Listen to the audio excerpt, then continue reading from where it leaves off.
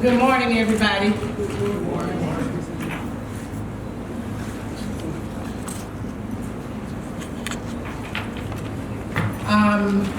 Welcome to the King Center, and I want to thank all of the media for joining us here for this press briefing for the 2020 King Holiday observance in commemoration of what would have been my father's 91st birthday, the 35th observance of the federal holiday in his honor, and of the King Center's 52nd observance in his honor.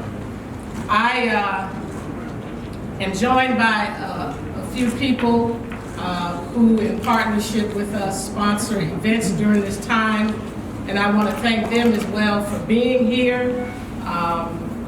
Three in particular will come right after me in the order that I mentioned their name to just speak briefly about events that they will be having during the King Holiday observance, and they are Judy Forte, who is the superintendent of the Martin Luther King Jr. National Historical Park. This is the second year that this park has been in existence. And then, of course, it was the historical site prior to that. Senator Emanuel Jones, who's the chair of the Martin Luther King Advisory Council, as well as Jamida Orange, who's the head of the Martin Luther King March Committee. They will come just after I finish my remarks. But we also have with us others who are doing various events, and one of which is working directly in concert with us on something that I will speak about momentarily. But I want to acknowledge, I don't know if Tim Atkins is here or Caroline Templeton of Hands On Atlanta. Are they here? Thank you, and we thank you for all the work that you're doing to continue my father's legacy as people all across the city. As you know, years ago, we designated the King Holiday as a day on and not a day off under my mother's leadership. And Hands On Atlanta has been very diligent in working with us citywide to ensure that people are doing service projects on the King Holiday. So we thank you for being here today. We're also joined by Leo Smith, representing the Secretary of State, and Walton Jones, Secretary of State. And I'll be speaking momentarily to something we're doing in concert with the Secretary of State's office as we prepare for our elections this year. As our world house, as my father designated the world in which we live in 1967 when he wrote his book, Where Do We Go From Here? Chaos of Community. As it reels from wars and rumors of wars, earthquakes in Puerto Rico, fires raging in Australia, a hunger crisis in Yemen, a gun violence epidemic in the United States, and from the recent impeachment of the President of the United States, it is clear that we cannot wait to begin more earnestly to build what my father called the beloved community. The beloved community was his ultimate goal, and what my mother and the King Center, Coretta Scott King, called a realistic vision of an achievable society. Considering the current condition of our collective conscience and the pressing need to work toward the beloved community, it is fitting that this year's King Holiday observance theme is King's 2020 vision, the beloved community, the fierce urgency of now. As I stated in his last book, Where Do We Go From Here, Chaos or Community, my father stated this: we are now faced with the fact that tomorrow is today. We are confronted with the fierce urgency of now. In this unfolding conundrum of life and history, there is such a thing as being too late. We don't want to be too late, and as the official living memorial to the life, legacy, and leadership of my father, we have planned a schedule of public programs and events purposed to remind us all that we cannot afford to be too late. We must turn our attention to creating the beloved community with the fierce urgency of now. Our King Holiday Observance events provide participants with an avenue to explore how we can channel our energy towards shaping the beloved community. The King Center remains the foremost authority on my father's philosophy and methodology of nonviolence as a means to effect social, political, and personal change. Amidst the current world climate, we are uniquely positioned to influence, educate, and inspire people to embrace those teachings in creating a more just, peaceful, and humane world. The King Holiday Observance reflects that positioning and our acceptance of our role in the World House. And so I'm going to share with you some of the things that we will be doing for the King Holiday.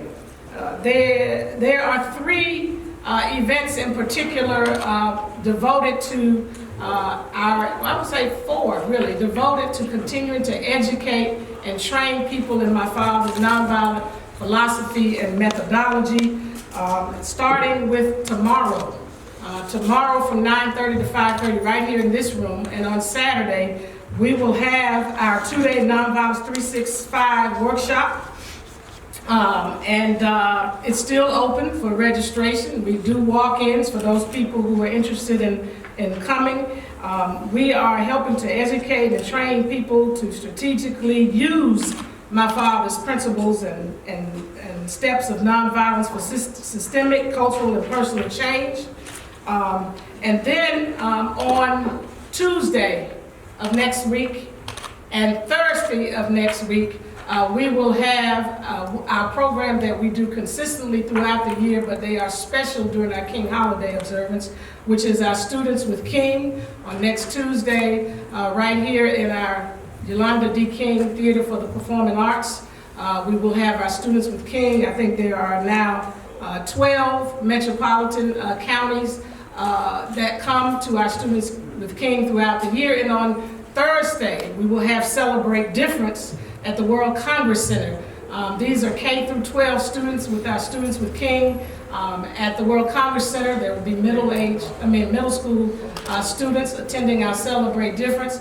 That setting is more involved because we spend time introducing the young people to the principles of nonviolence in a language in a way that they can understand and take them back into their school environments, their home environments, to utilize them. And so that will take place on Thursday, the 16th, Students with King on Tuesday, the 14th. On Wednesday, which is my father's actual 91st birthday, we are re-inaugurating what was done during my mother's administration called our teach-in. Our teach-in is, let me see, it's, we have, I think, over 80 registrants, and it's still open for any schools across this nation. It represents an array of those individuals who represent our educational system.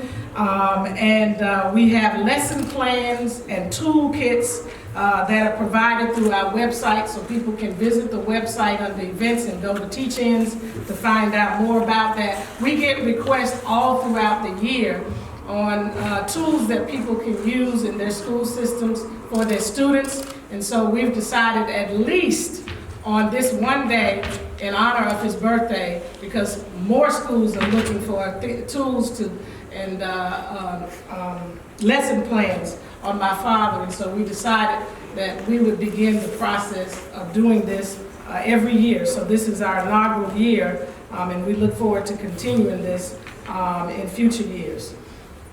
On Tuesday is our formal kickoff reception and Dream Forward Awards here in the Freedom Hall of the King Center.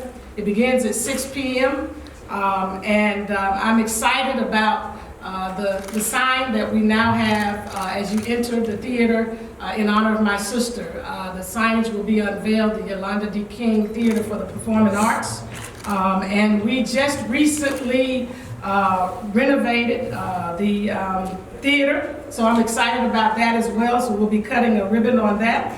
And that night, we will be honoring a few people who have helped to continue to move my father's dream forward, who've done extraordinary works in various ways, starting with Reverend Gerald Durley for environmental responsibility, Alexa Scott for media, Youth Spark for community service, Sabash Rosden for international affairs, Dr. Joseph and Dr. Marjanita Ripley for faith-based leadership, and finally, our own Senator Emmanuel Jones for elected official.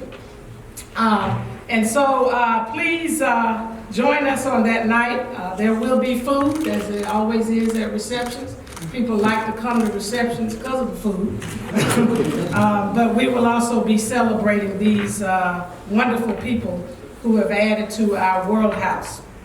Our signature events, there are 3 of them that we do every year and have been doing some of them for several years and another for the last 3 years. The first one, on Saturday, the 18th of January, is our Salute to Greatness dinner, gala, and we are honoring with our Salute to Greatness Award, Kathy Hughes. We're honoring her for her pioneering accomplishments in the broadcasting industry, specifically as the founder and president of the largest African-American owned and operated broadcast company in radio history, to dominate several major markets simultaneously, and the first woman to chair a publicly traded corporation and the first woman owner of a radio station ranked #1 in any major market. We are also honoring on the corporate side with our Salute to Greatness Award, the Kellogg Company. They were selected because of the company's exceptional environmentally and socially responsible business practices. It recognizes them for their unparalleled commitment to diversity and inclusion, food security, ending hunger by providing 3 billion servings of food to people in need. Then we are honoring with our Coretta Scott King Angel Award.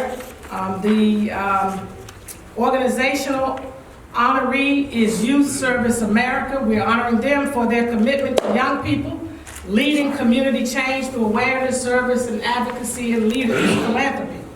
And we are so excited that we will be joined for our individual honoree, Jaden Smith, who is the son of Will and Jaden Smith, actor, musician, and activist. We're honoring him as a young leader because of his passionate commitment to social justice. He's helped citizens of Flint finally get access to clean water with his filtration system. He's also provided a vegan truck for homeless people on Skid Row in Los Angeles, and also has a water bottling company, and without using plastic. And so this young man is doing dynamic things at a very young age, and so we look forward to honoring him. Finally, 2 other awards. The Yolanda D. King Higher Ground Award honoree is Christy Ennis, president of the Christy Ennis Foundation, or Kirsty, Ennis. We're recognizing Kirsty for her trailblazing dedication and achievements in helping to serve others while fighting her own hardships in life. Her commitment to improving the quality of life for others while raising funds for several nonprofits around the world is to be commended. And then the Christine King Fair's Legacy of Service Award honoree, Sonia Waller Young. And we're honoring her for her steadfast support and service to the King Center and the King Legacy over many years. Our co-chairs for the dinner are Dan Cathy, Chairman and CEO of Chick-fil-A, and Leona Barr Davenport, President and CEO of the Atlanta Business League. On Monday, the King Holiday, the day that we all look forward to as a day on and not a day off, under the fierce urgency of now. That service will be held at none other than Ebenezer Baptist Church from 10 until 1 p.m. Our speaker is Reverend Dr. Howard John Wesley, who is the senior pastor of the historic Alfred Street Baptist Church in Alexandria, Virginia. Other speakers who are giving tribute outside of our elected officials will be Urshad Manji, advocate and founder of the Moral Courage Project, Jamil Smith, print and television journalist and senior writer for Rolling Stone magazine, Jake Evans, the Republican National Lawyer Association, and Dr. Bernice Brown, who's a research professor at the University of Houston and best-selling author.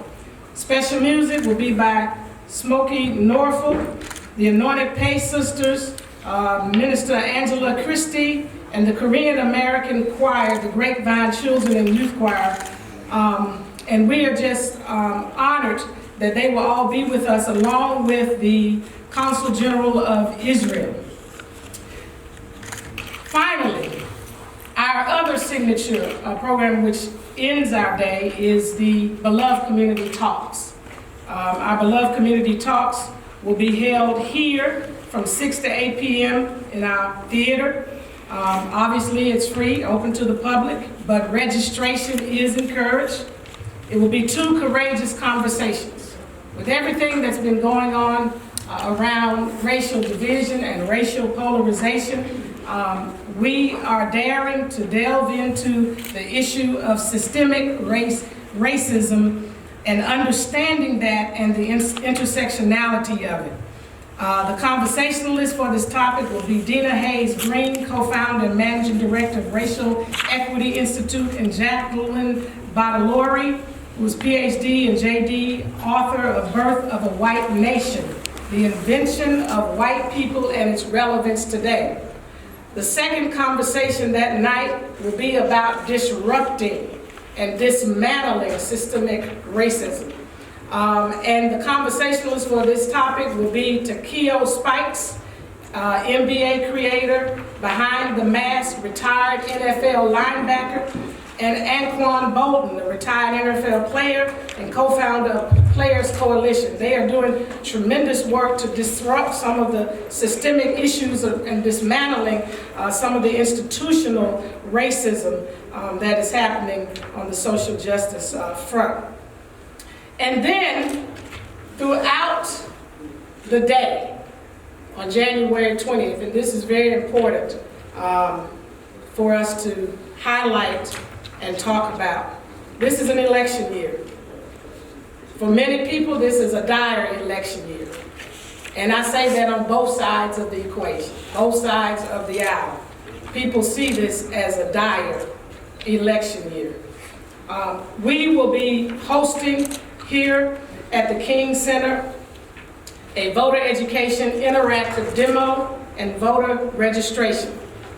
It's co-sponsored by Secure the Vote, the Georgia Office of Secretary of State's inclusive broad-based education initiative effort to show people in all walks of life in every corner of the state what to expect when they begin to vote in 2020 from the paper ballot system.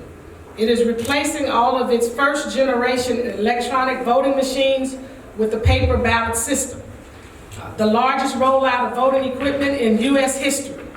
The demo exposes guests to the new voting machine before Election Day in